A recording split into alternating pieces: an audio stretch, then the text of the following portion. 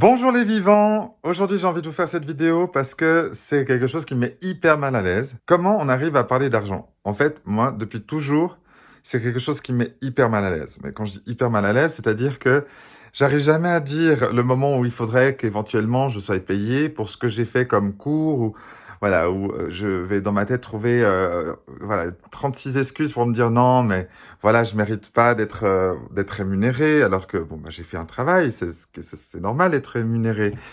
J'ai envie de vous parler de ça, pourquoi? Parce que avec la situation sanitaire, j'ai vraiment perdu beaucoup. Alors j'ai toujours un toit, j'ai toujours à manger, mais je peux plus payer toutes mes factures. J'arrive pas à m'en plaindre parce que comme vous le savez, si vous avez vu mes autres vidéos, pour moi, on est déjà très chanceux d'être en vie. On a la chance de pouvoir avoir justement un toit, à manger, une assurance, etc. Sauf que, en fait, je passe depuis le début de ma vie, qui a été compliquée pour ceux qui le savent, j'ai toujours eu beaucoup de difficultés à avoir un travail qui puisse me rapporter assez d'argent pour m'en sortir. Et en fait, en tant qu'artiste, ça a été encore pire. Et j'en ai marre d'être tout le temps en train de perdre de l'argent ou même surtout d'avoir des poursuites qui s'ajoutent alors que j'essaie de m'en sortir depuis des années. Et ça devient tellement pénible que j'ai décidé d'en parler parce que je pense que le fait de ne pas vouloir en parler, ça me met à moi une espèce de, ouais, je pense, de fermeture sur la réalité du problème.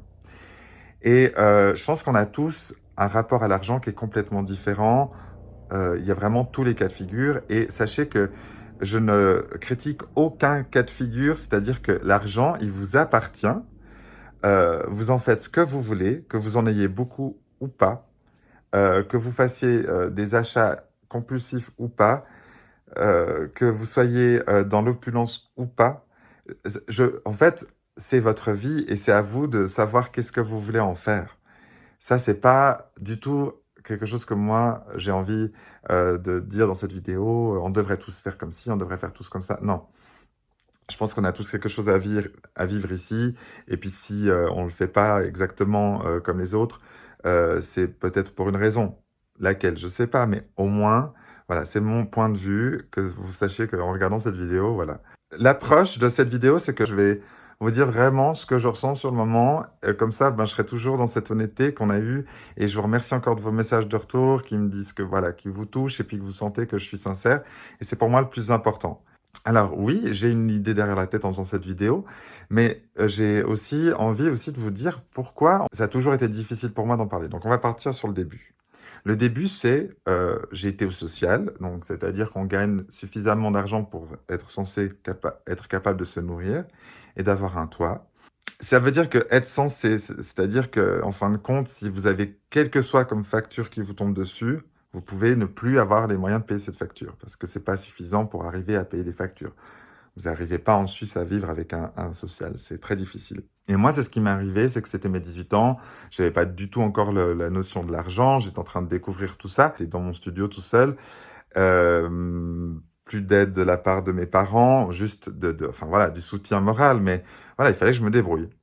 Et j'ai en fait essayé d'avoir une vie comme les autres. Donc j'ai essayé d'avoir un portable pour avoir Internet, etc. Et à l'époque, quand vous vouliez avoir un portable en Suisse, en tout cas, vous payez juste pour le portable avec le forfait déjà autour de 150 € à peu près. Plus encore le fait que vous vouliez Internet, voilà, plus le fait qu'il vous faut un ordinateur, plus le fait qu'il vous faut ceci, plus le fait qu'il vous faut cela. À la fin, en fait, je me suis endetté. Je me suis endetté au point où j'ai pas réussi à payer en fait ces factures et puis j'ai fini aux poursuites. Sauf que en Suisse, quand vous avez moins d'argent, on vous en demande encore plus. C'est-à-dire qu'au moment où j'ai mon argent qui partait pour payer les factures, le jour où j'ai arrêté parce que j'avais plus assez d'argent pour manger et que j'ai décidé que manger c'était quand même important, eh ben, on m'a coupé ma ligne, voilà, j'ai plus d'internet, plus de ceci, plus de cela. Mais surtout, cet argent que je leur devais, on l'a mis aux poursuites. Et en fait, on a fait grossir cet argent, mais de manière, je veux dire, complètement exagérée. Genre, je sais pas, j'ai une facture de 300 francs. Et la facture, maintenant, elle vaut environ 900 ou 1000 francs. Alors oui, je veux bien que on doit payer des intérêts et que, voilà, il faut... Mais quand la personne, elle est dans la merde, C'est pas pour rien qu'elles payent pas cette facture. Et en fait, ensuite, ils en ont rien à foutre. Moins t'as d'argent, plus t'es dans la merde, plus ils te foutent dans la merde à ce niveau-là. Mais vraiment, c'est juste que c'est le principe. Voilà. Et en fait, j'ai envie de m'adresser aux gens qui en ont de l'argent et puis qui se disent, est-ce que je pourrais faire un geste ou quoi que ce soit? Parce que de temps en temps, c'est important de se rendre compte de ceux qui en ont plus et puis de les aider parce que des fois, ils n'ont pas d'autre choix. Et ce qui est génial, c'est que dans notre système, quand on aide, on a le droit en plus à des retours. Vous pouvez les déduire des impôts. Et je me dis, bah voilà, en fait, on donne l'opportunité aux riches de donner, mais on ne donne pas aux pauvres l'opportunité de s'en sortir. Et ça fait des années que j'essaie de me battre contre ces poursuites. Qu'est-ce qui fait que j'arrive pas à dépasser ça et à sortir de cette situation d'échec financier? Parce que c'est pas évident d'être indépendant, surtout quand on est artiste. Un artiste, ça change tout le temps. Ça doit s'adapter. Ça doit passer tout d'un coup à aller sur scène, à donner des cours, à donner un coup de main dans une école pendant 3 jours, à tourner et à trouver du travail quand il y en a. Et en fait, il y a des moments où il n'y en a pas. Ça fait 1 an que j'ai plus de travail et que j'ai plus de rentrée d'argent autre que cette rente qui me permet de pouvoir payer mes factures. Sauf que justement, ça me permet pas de payer mes factures de travail. Et comme j'en ai eu, j'ai dû tout arrêter en me disant, ben, comme ça, j'aurai plus de factures. J'ai dû remettre ma voiture qui était pour moi le seul moyen de pouvoir faire 3 travails en une journée. Bref, tout ça fait que je me suis retrouvé avec 3 tonnes de factures. J'ai perdu tout mon argent que j'ai mis de côté à cause du Covid. Et maintenant, en plus, j'ai plus assez d'argent pour payer mes dernières factures. J'arrive plus. Je, je sais plus comment faire pour arriver à m'en sortir. Est-ce que, est-ce que je dois m'en plaindre? Je pense que non, mais c'est quand même dur, je veux dire. Tout le monde vit c'est dur en ce moment avec le Covid. Ça fait 1 an que j'ai pas mis les pieds sur une scène pratiquement. J'ai pas eu de contact aussi avec les gens. J'ai plus de, je veux dire, ma flamme d'artiste est complètement étouffée et j'essaie de la maintenir et de la mettre voilà, de vous la transmettre comme je peux avec ces vidéos, même si ça parle de choses qui sont intenses parfois, mais j'essaye. Et je vois qu'en fait, là, j'arrive plus à m'en sortir financièrement avec ça et je suis très embêté parce que j'ai toujours ces poursuites qui sont sur le dos. À chaque fois que j'essaie de faire quelque chose pour arriver à sortir de cette pauvreté, je me réenfonce et je me réenfonce et je me réenfonce.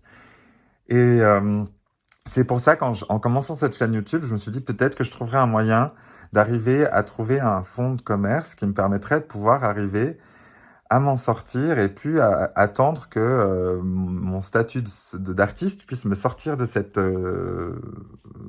difficulté financière. Voilà. Et la réalité, c'est que ben, ça va prendre du temps. Vivi16envies.com, c'est un site internet où j'y mets beaucoup de mon cœur.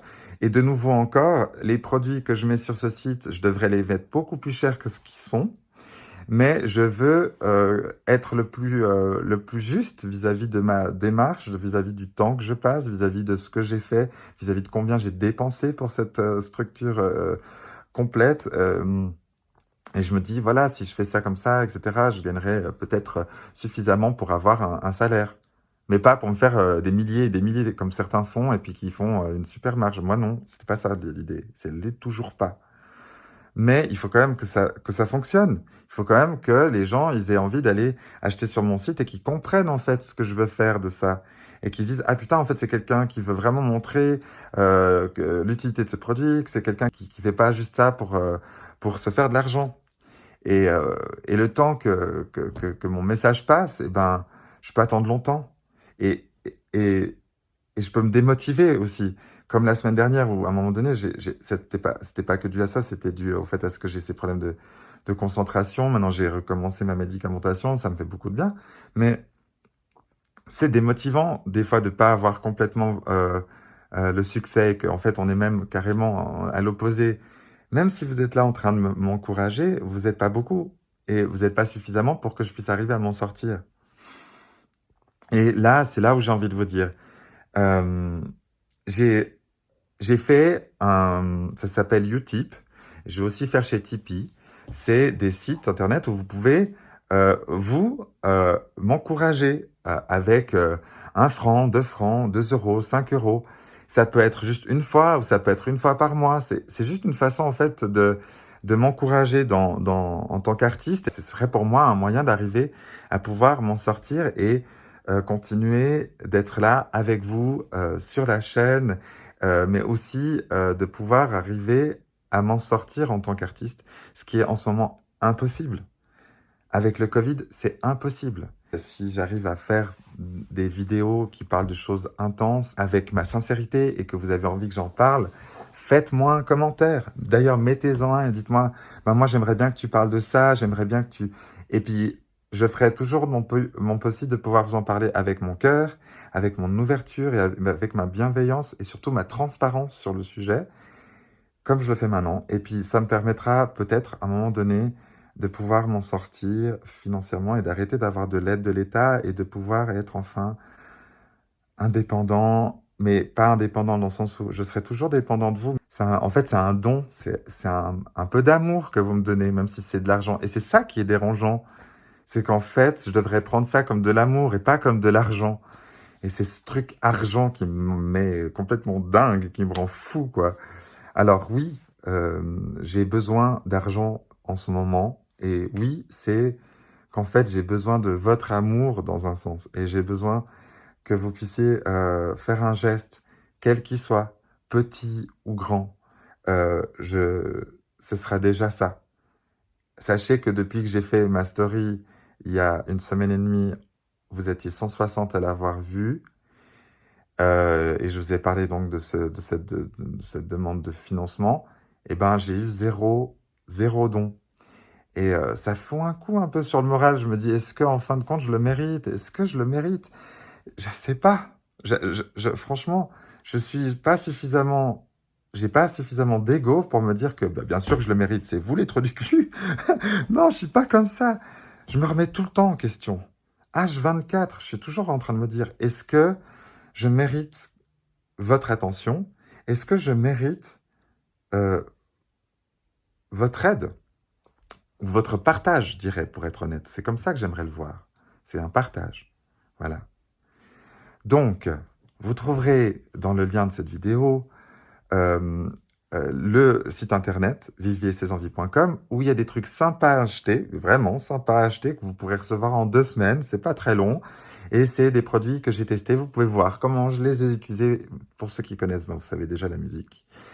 Et puis, vous avez surtout ces 2 liens qui vous permettent de faire un don. Que ça soit un don unique ou un don mensuel, c'est possible de faire les deux. Sachez que j'ai envie de continuer de faire cette chaîne et j'ai pas envie d'abandonner. J'ai envie d'être avec vous et de continuer cette aventure.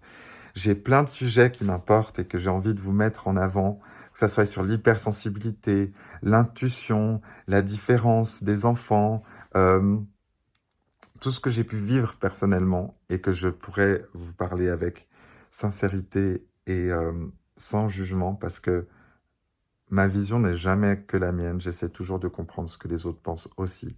Et ça, c'est quelque chose que je veux vous donner sur ma chaîne Vivier ses envies. Voilà, je vous fais plein de gros bisous. Je vous dis à bientôt les vivants. Bye.